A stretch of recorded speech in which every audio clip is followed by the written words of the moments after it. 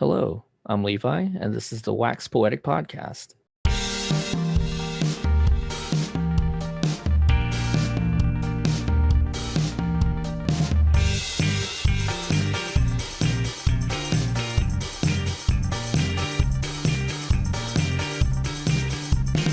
Welcome. My guest today is Rainny Daze, and we're going to be talking about...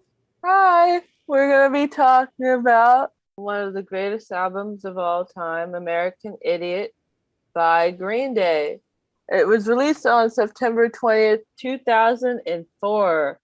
Wow, that's a long time ago, and I feel like so old, even though I'm not even 30 yet.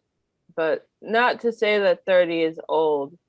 I'll yell cats over 30. So, needless to say, you were young when you heard this. So, what was going on in your life when you heard this then? Ooh, okay. So middle school, Rainny. So I went to middle school in Bastrop, Texas. One of, the small one-horse Texas town. That's a little bit racist, but I didn't really know like that at the time. And I just thought I was ugly and that no one wanted to date me and that I was questioning my sexuality at the time. And I was in like a bit of a depressive state, a whole lot of a depressive state. Like I just figured out that I was bisexual, but back then, like for some reason, people didn't think bisexuality exists. So it was either you're gay or you're straight. So, random people in the school would come up to me and be like, "You like girls, right?" And I'm like, "Yeah." And they're like, "So you're gay?" And I'm like, "No." And they're like, "So you're straight?" And I'm like, "No." And they're like, it heard itself in its own confusion. Yeah. I was one of those emo kids running around in the school, that good old like emo phase everyone had in school. If you didn't have it, oh, did you have an emo phase in school or are you normal? Me? I don't think I had a metal phase. I was a metal kid in high school. I didn't really do the whole emo phase. Maybe after high school, I got really into emo. During high school, I was a metal kid. I upgraded, and middle school I was an emo kid, and like high school I was metal because this dude I liked was into metal, and then I was like, I'm gonna listen to metal, and then I got super into it to the point where I got my dad to take me to Ozfest a couple of times. And that's cool. Yeah. But when I was little, emo was different than it was what it became into later. Like at least 10 years later, it wasn't the same kind of emo. I don't know if that makes any sense, but maybe that's for a different podcast. But cool that your dad took you to Ozfest. Is that what you were Yeah. mostly into, like Ozzy Osbourne and stuff like that, or? Yeah, I was mostly into Ozzy, and I was very into System of a Down back then. I thought Serge Tankian was the shit. I also was, I thought Ozzy was just a god. And back then, there weren't all these assault allegations that turned out to be true against Marilyn Manson. So back then I was like all about Marilyn Manson. I had a type. Like I had a type. They had to be a rocker with long hair. And then I figured out that I was bi and it made so much sense. It all came together. It all came together. And I liked AFI, A Fire Inside, which is another great band, which is weird because one of their hit songs just came on the radio when I was driving back home from the vet. I was just like, oh, what an old song. Was it And then Murder? Yeah, it was Miss Murder, and like remembered all the words to that, and I was like, cool, cool, cool. So I can't do short-term memory, but I know the lyrics to a song that I haven't listened to in 5 years. That makes a lot of sense. Well, that's great because I'm going to test you on the lyrics to this album later. So Nice. we'll see how well you really know the lyrics. So we'll see. Hopefully I can pass on some of these songs. Some of these songs. Well, we'll just see. I won't jinx myself. Yeah, don't do that. So have you ever seen Green Day live? Yeah, I actually have. They went on tour. It was the Bullet in a Bible tour. When this came out, Bullet in a Bible came out, which was a compilation of, it was like a Green Day DVD of them live. So when they went on that tour, I went to see them, and I was at it, they came to the Frank Irwin Center. And at that time I was living in Bastrop, but again, I was like, Daddy, please. And shout out to my dad who took me to all these Disturbing concerts. He took me to a Behemoth concert at Emo's one time, and he told me after the fact that he was just hanging out in the back, like posted up in the back, while I was like, going hard in the mosh pit. And like he told me after the fact, he was like, yeah, this drunk like girl came up to me and started trying to flirt with me for drinks. And I was like, and now I'm just like, the shit my dad had to go through. Yeah, I went to a Green Day concert, and it was lovely because at the time I was very in love with the lead singer, Billy Joe Armstrong. If there is a chance that you are listening to this, Billy Joe, the door's still open. Hit me up. You know, I go both ways, so your wife can get it too. Well, like on Dookie, there is a song where he talks about how he's bisexual, or that was one of the songs was just him. It wasn't really explicit, but that's what the song was about. So there's that as well. So that might have had some meaning to you as well if you caught some of those lyrics from earlier Yeah, songs. I actually looked into that a couple of years back because I was curious, because I think he like came out more firmly as bisexual, and I was like, that makes sense that my queer ass would be attracted to bisexual men. So if you're a bisexual man, well then There you go. there you go. All right, well, let's talk about some of these songs. Do you have a favorite song on this album? I'm glad you asked because I am looking at it. So I'm gonna say my favorite song on this album is track number 4, and it's called "Are We the Waiting" / Saint Jimmy.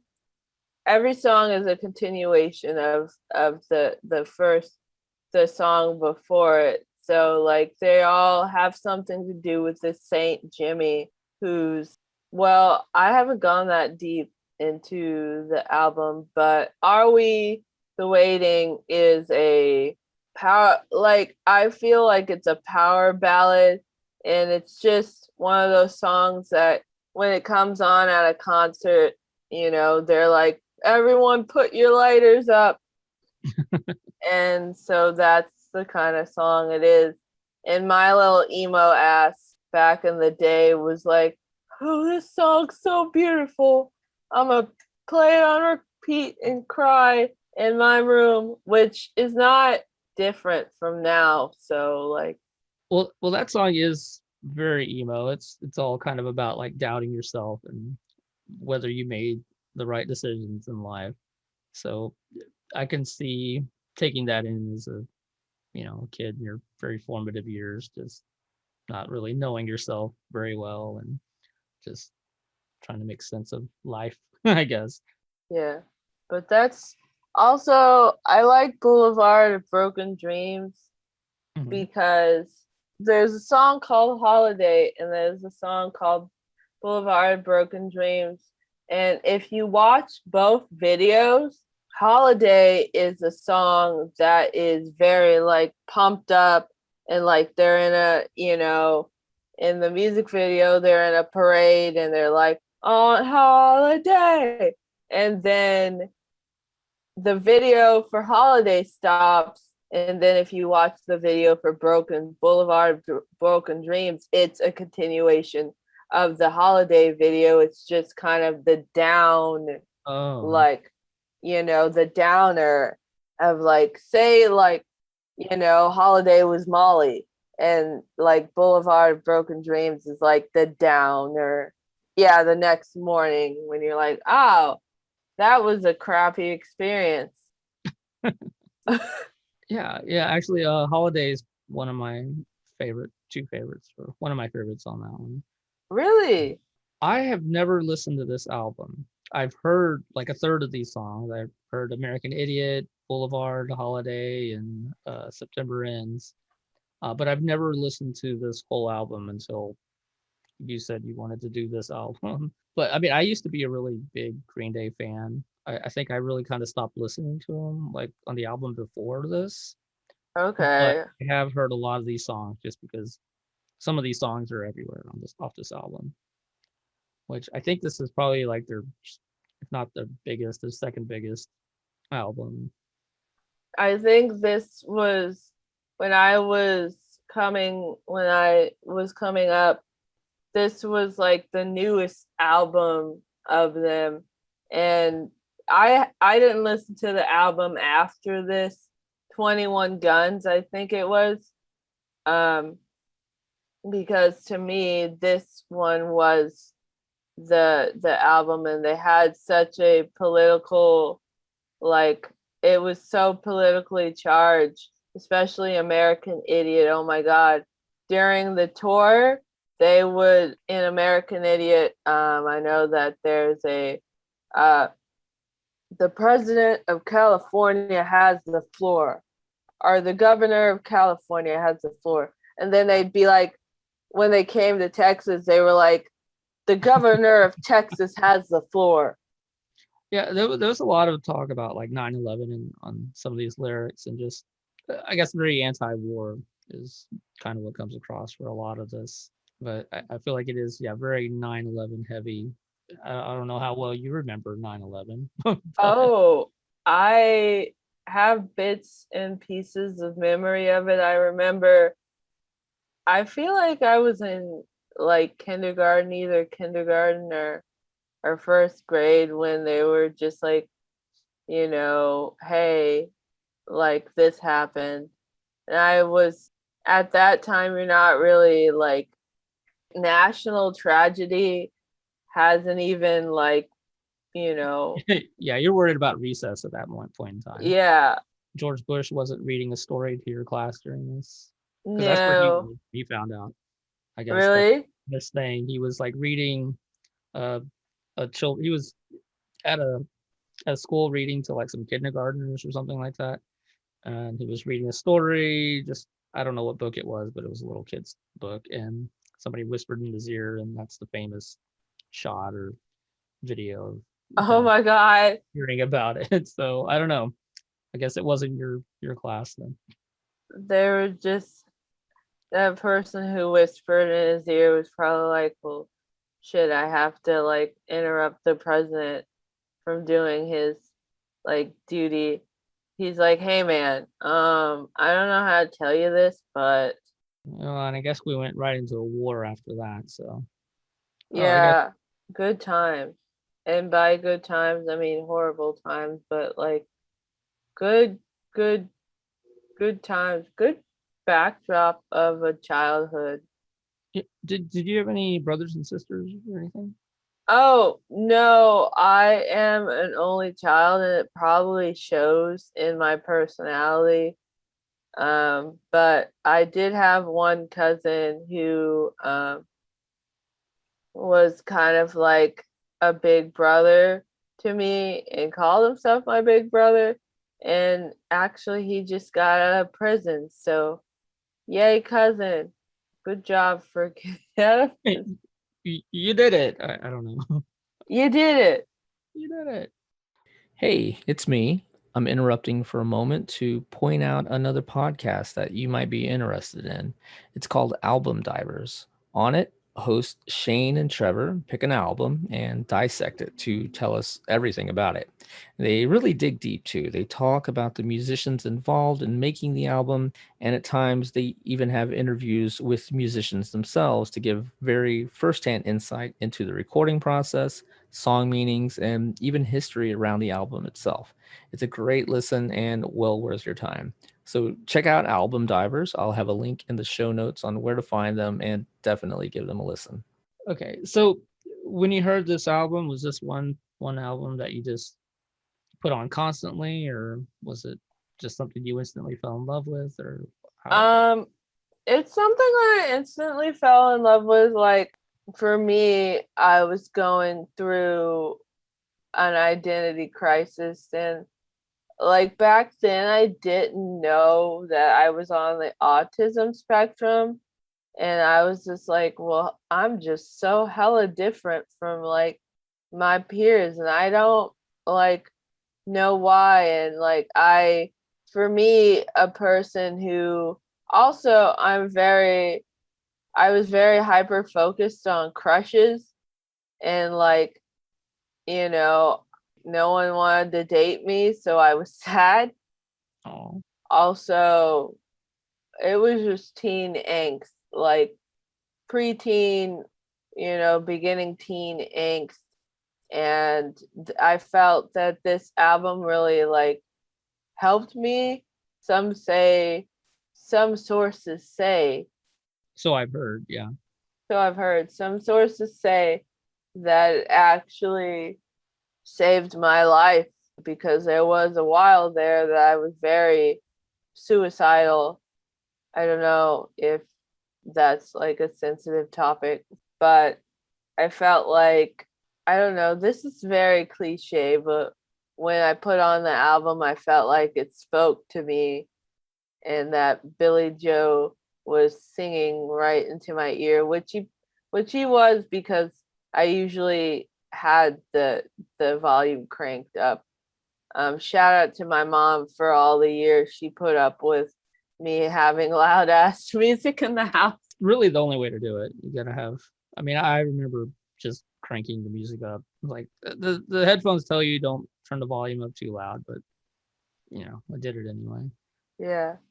And now I have hearing loss. Well, for Boulevard of Broken Dreams, again, I guess back to that one. He's kind of just talking about how I'm just going for a walk through the city, just through the streets, and just seeing people, talking about himself. Uh, do you ever go for walks or anything? Is that something you do to clear your head or anything? I do go for walks. I take my dogs out on walks. But it's so like weird walking in society now, because half of the people, so I'm half vaccinated, and when this comes out, I probably will be full vaccinated, but like, I still wear masks, when I still wear a mask when I go out to walk, and people aren't wearing a mask. And, like, my general disdain for people makes it apparent that I don't want to like be interacted with. And plus, the one of the dogs that I have is like a decent sized pit with like a clouded over eyes, so she looks kind of scary to anyone who doesn't know her personality. So, and the other dog that I have is just kind of like a little yippy thing. And so um I usually just walk, them, but I do think about stuff while I'm, walking. I think it's great to, take a breath and like look around at the scenery and like interact, with people who are wearing masks, because it is like the I guess the thing that I learned from the pandemic is that social interaction is kind of like vital to not being a cranky hermit. Yeah, it's difficult to not be around people feeling that. So I get you. I hope that answered your question. It was kind of a rambling man kind of thing. Oh, it's fine. Well, and give me Novocaine. I guess he's talking about the character Jimmy or Jesus just taking drugs to relieve stress and just doing that to cope with life. I guess that's something that helps. I know whiskey helps me, but I guess the margaritas are good for you as well. So Yeah, margaritas are good for me. I also, the thing about Novocaine is that it is not a drug readily available to people. You have to get it, they only administer it to you if you, well, I don't even know if they administer Novocaine anymore. Um, but it's usually just administered in a hospital, which then just makes me skeptical of the whole song. I'm just like, how did you get these pharmaceutical drugs? Like, well, man, he's a millionaire. He can get some Novocaine. he's Yeah, ask for it. He could get some. He's got a connection. He's got a Novocaine connection. Don't worry. Don't worry about Billy Joe. He's good. got a person. Well, and the song "Extraordinary Girl," I guess he's talking about is someone that he found that he just really fell in love with and just admired their whole attitude and everything about them. Growing up with other people that you really kind of admired for what they did or who they were. I actually admired a few like celebrities. I admired Michael Jackson for a long time because the things that I admired about him really is that he could be this like bigger than life like person on the stage, but if you caught him like, day to day off the stage, he's like this shy little thing that So, like talked really soft and like, but people listen to to him. I don't know if it was just that, once he got on the stage, it was wow, like this is like Michael Jackson, but like, in person, it was just, he was just very shy. And I felt like that I aspired to be one of those type of celebrities. And I probably already am one of those type of local celebrities that's like bigger than life. But, and when you come see me in real life, I'm just like quiet. And share, yes. So I loved Cher before I knew that I was queer. And now I'm just like, how did no one tell me that I was queer back then? Like, it was so obvious. I was obsessed with Cher, and I'm still obsessed. Like, I saw a trailer for a new, like, documentary she's gonna have out, and she made a new song for it, and the song was playing in the background, and I lit up, and there was automatically tears welling in my eyes, and I was like, Cher is also one of those bigger than life entities. Do you know that she's been famous for like 7 decades? I guess, yeah, I guess yeah, that sounds about right. Yeah. Like, 60s. Yeah. Wow. Okay.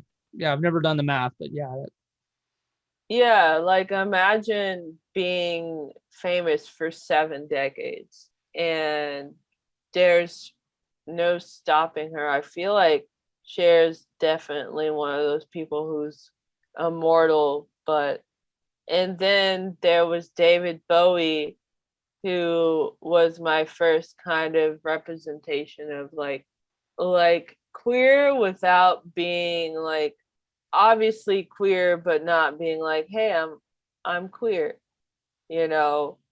And yeah, and like his songs were so, his videos were so, like everything was so avant-garde when it came to him. And I think for me, British people hit differently. You know, it's just, and there was Cher, there was Michael Jackson, there was David Bowie, and then just Ozzy, the man, the myth, the legend, the one who reportedly bit the head off of a bat, the one who looks very confused in that Osbourne sitcom that they had. Oh yeah. If I was Uh, him, I would have not wanted that show to be on. I no, would have. I don't know. He looked bad and like sick most of the time, and just yeah, there are definitely screen grabs. There's this one screen grab where I'll never forget, his cell phone rings and he's like looking around and he's like, what the fuck is that? Yeah, he did look confused most of the time. that was the whole joke of it. Was like, oh, Ozzy, you Uh, you goof. You old goof. You old British coot. But those were, I guess, Ozzy's thing for me was that like he didn't care.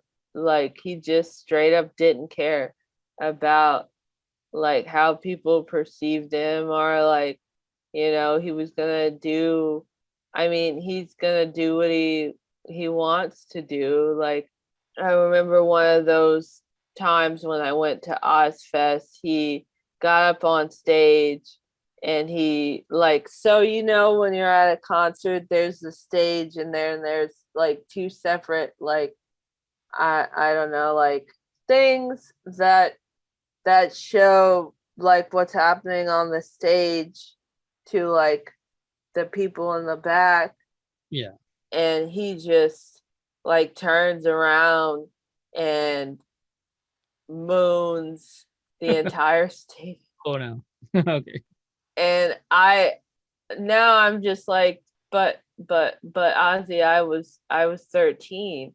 Hmm. uh, he could have caught a felony for that. Right.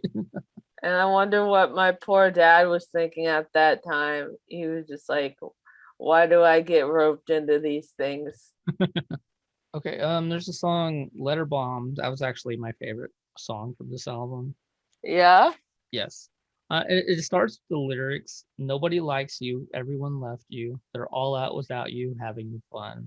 Oh I yes. guess when you're young and feeling lonely and depressed, I guess those lyrics probably hit you pretty hard there. Like, Yeah, I definitely had some like FOMO back in the day about, there was definitely some insecurity uh, that followed me throughout high school, of my friends not really like liking me outside of school, because I never really got invited to hang out outside of school. It was like I had all these friends in school, but like, you know, when it came to out of school activities, I never really hung out with anyone. Like, you know, there was a time in my life where I once begged my mom to ground me so I could just know how it felt.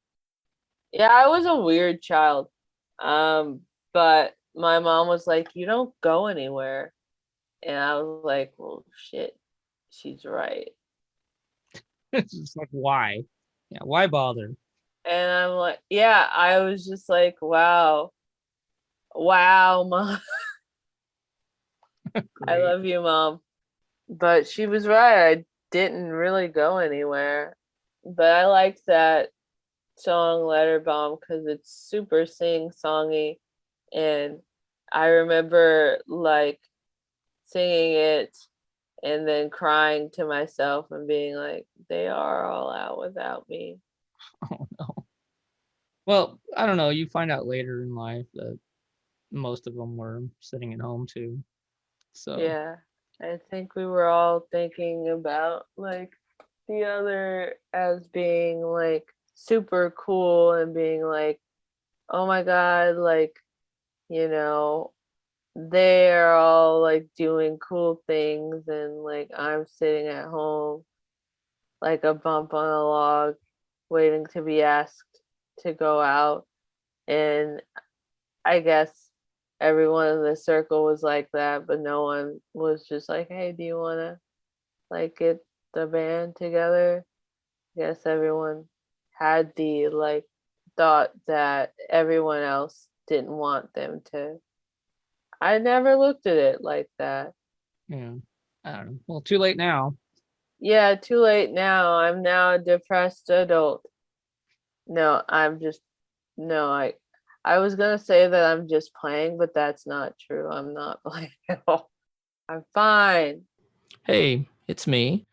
I'm interrupting the show for a moment to ask that if you have been listening and enjoy what's going on, to leave a rating on Apple Podcasts or even just share an episode on social media. Any ratings and mentions are greatly appreciated.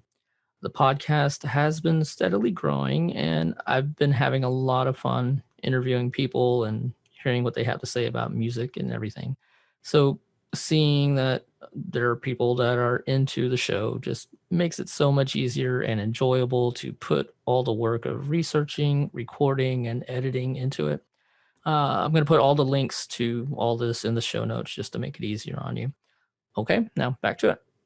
Is there another song that you wanted to talk about? Yes, Homecoming is a long so oh god. So Homecoming is a long as fuck song on the album. Yeah, it's Um really like 3 or 4 songs stuck together pretty much. yeah, it is, and every song has its own melody, and it's so long and like very nice to sing because it has those songs stitched together, and I don't know, it was one of those songs that I really liked on the album. I think this one's got the theme of like Jimmy, like, oh yeah. It says Jimmy died today, and then like, that's the I guess that's the song in the album where like they're like Jimmy died, and I remember being super sad because I was like, oh, Jimmy died, and then you find out how he died, and I'm like, oh no, and it's actually one of my favorite songs of all time because the song is a journey. It's a straight up journey. Yeah, Uh, I see that. I did read about the Jesus of Suburbia song as well, which is also kind of a journey, but it was Billy Joe saying that he wanted to make like a modern Bohemian Rhapsody. That's what he wanted that song to be. really? All those different movements to it, and it's got it. And even when I listened to it, like after I read that, I listened to the song again, and some of it, like some of the guitar solo parts, it felt very Queen. It did make me hear it differently after I heard that. So Oh yes, I love this song. I love this song too. And when I watched the video, as a kid, I was like very disturbed because it's also one of so Green Day has this thing of making like some of their videos of their longer songs like actual short films, and this is one of those actual short films, and it's definitely like a punk kid like going through his day, but like I'm like going off of memory here, and I'll probably watch the video after this. But like it's also one of those songs that hits different, I guess. This whole album is, if you have not listened to this album or Green Day as a whole cuz you're a hater, you should take some time to listen to this album, especially now cuz you've got nothing but time. What are you doing? Yeah. Mm. Sitting at Eh, home. yeah. And like I said, I'd never listened to this album before, and now I'm like, why hadn't I listened to it? It's a really good album. I really, really like it a lot. So I'm kicking myself for not ever hearing it before. But I will thank you for telling me to listen to it. So here we are. It worked out. Yay. Yay. All right, now we're gonna play a little game here. Oh, a game. Okay. It's called Lyric or Just My Diary. So Lyric or just my diary. Okay. all right, I'm gonna read some words to you, and you're gonna have to tell me if they are actual lyrics from this album or something I just made up. Okay. And the lyrics I made up, I just Weird Al it. It's gonna be saying the same way. I just changed the words around. Oh, you're No, gonna serenade me? Okay. no, I'm just gonna read the words. I'm not gonna sing it. Sorry. Oh, okay. That might give it away too much if I sang it. Uh, That's true. okay.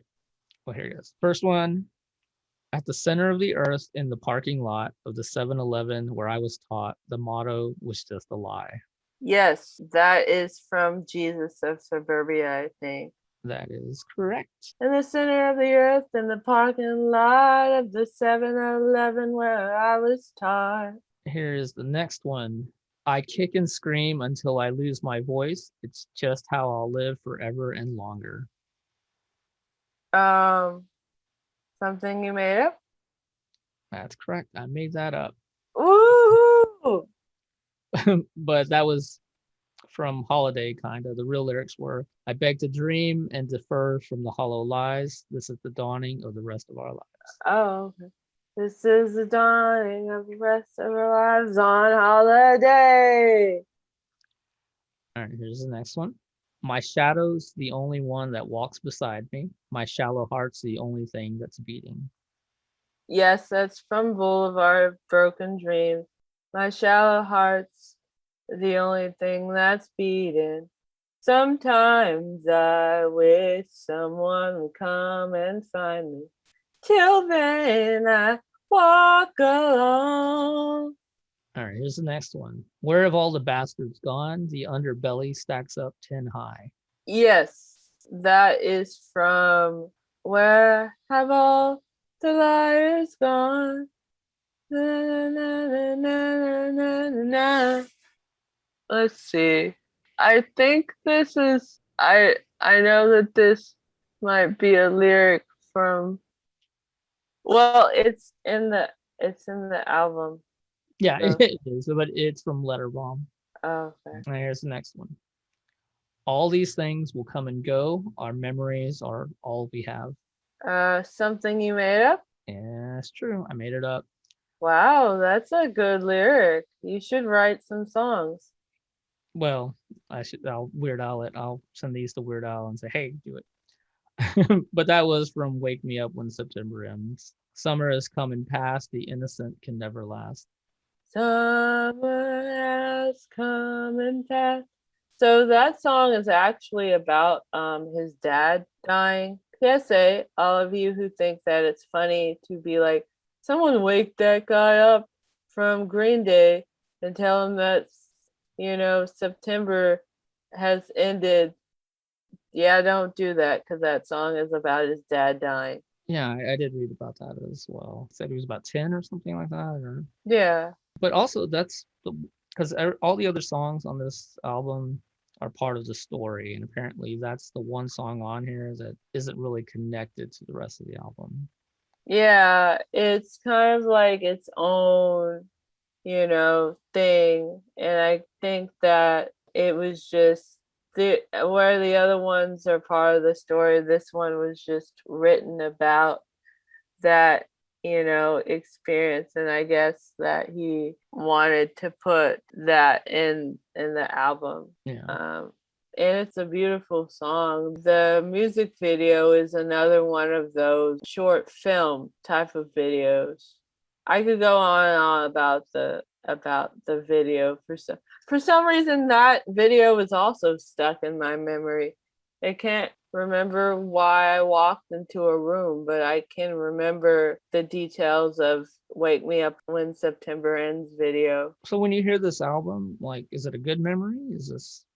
I mean, it seemed like a very, maybe not troubled part of your life, but just, is it a positive thing when you hear it now? Do you feel good about it? Yeah, it is a very positive thing, because like, it's very much nostalgia. If you were to ask me when I was in like high school, like 10th grade to 11th grade, if you were to run up and ask me like what my favorite grade was, I'd be like 8th grade, because I found out my sexuality. I had, somewhat of a swagger. I was about to go in high school. I was one of the 3 people who was most feared amongst my peers. I'm not going to even talk about how many of my peers thought that I would grow up to be a serial killer. There's still time, by the way. No, I'm just, but now I think I'm most happy because I, again, know all of the lyrics to most of these songs. So, when one of these songs comes on, like, I will get like starry-eyed, and I'd be like, "Oh my God, remember that specific time." It's not like I'll remember where I was and who I was with when I first heard, you know, Boulevard of Broken Dreams, or like, I first heard Boulevard of Broken Dreams on MTV when the music video came on, and that sparked my whole obsession with the black shirt, black pants, red tie thing that Billy Joe had going on. And I wore that outfit like it was going out of style, and I almost passed out due to heat exhaustion because of it. Well, that's great. This is an album that just got you through that time in your life. So that's good. I guess everybody has that album, so that's great. Yeah. Mine So, was How Will I Laugh Tomorrow and I Can't Even Smile Today by Suicidal Tendencies. oh, Really great album. If you want to hear that, it's amazing album. I've never heard that album. I'll listen to it. I've got all the time in the world and no roommates. Do it. Turn it up loud too. Well, what else are you listening to right now? What's on your replay right now? So my replay is, okay. So most people don't know this about me, except the like people that are closest to me, is that I'm actually really into country music. I think it's just a byproduct of growing up in the suburbs of Bastrop. And I listen to Sugarland, which is a duo that has been around for like a while, since the early 2000s, yeah. And then some 90s country, and of course I have my trap music, because sometimes I like to pretend that I work in the trap while working my 9 to 5 job. So there's this rapper, Tay Money, who is from Dallas, and she has empowering lyrics, but also like funny as shit music videos. And I love how like there are rappers that have ridiculous music videos, because it defeats the stereotype that like rap is supposed to be this serious like thing, when most rappers that I listen to are freaking like comedy. Go like Tyler the Creator. Mm-hmm. When Vine was popular, Tyler had like some of the best vines. yeah, it defeats the stereotype that like rap has to be this serious thing. Like sometimes it's just like super silly and just, you know, very funny. And then I just started listening to Nightwish again. You know, what I've been doing, what I've been, so Nightwish is this Finnish black metal band that's been around since, actually since like Green Day, maybe not like, because Green Day's been around a bit, but like they were one of my middle school favorites as well. I've been listening to a lot of like music that I listened to in middle school, and I don't know if that's healthy or if like inside I'm trying to cope with the fact that I'm like in quarantine and that's how I get through it, or if I just generally like all of these like songs. And another one that I've been listening to a lot is Lady XO, which is a rapper from Chicago who has a lot of tattoos. Like is just very it I look, Yeah. I'm partly gay, so like any woman who has like a bunch of tattoos and is rapping, I'm gonna pay attention to, and that's How it just is. Yeah. that's just how it is. And Fetty Wap, for some reason, you know, he's come up on my YouTube algorithm, and I'm not mad at it. You're like, all right, well, clicking on this next. All right. You know how YouTube makes those mixes for you? Yeah, yeah. Um, and like if I were to hand off one of those mixes to you, you'd be like, well, what's going on here? It's all over the place. Okay. Yeah, it's all over the place. All right, Rainy. Where can people find you? Where can people get more Rainy here in their lives? Oh, you know, people can find me at Divine Witch Rainey, IG Divine Witch Rainey, Divine Witch Rainey at TikTok, on TikTok, because I'm one of those millennials who has taken to TikTok. Divine Witch Ray, which is RAE, and that's Twitter. If you follow me on Twitter, you will see a bit of OnlyFans advertisement. And that's a whole lot of Rainy if you want, if you're if you're interested in that. But what else?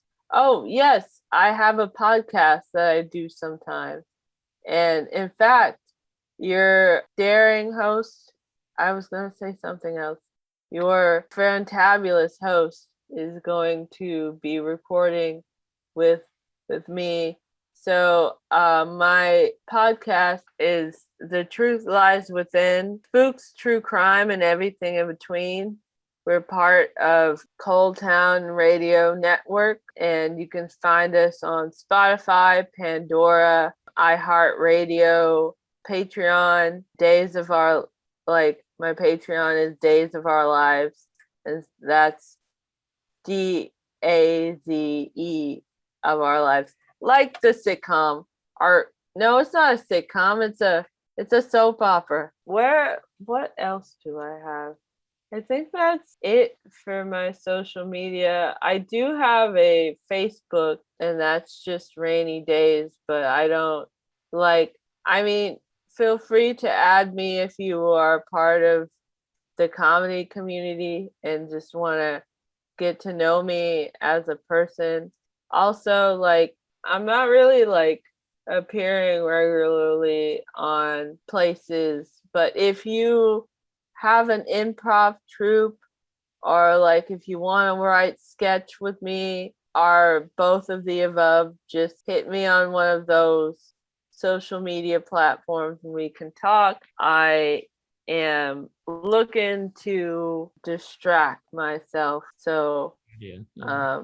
those are the avenues in which to best like reach me and you know, just hang out, come be my friend. There we go. Awesome. Well, Rainny, this was cool having you on. Yeah, thanks Thanks for for being. having me. Oh, you're welcome. All right. Well, I guess that was it. Thank you. Yeah, of course. Stay spooky, my friends, and also just listen to this album because it'll change your life. And you have nothing to do anyways. What are you doing? Staying at home. Listen to this album. Great. Thanks.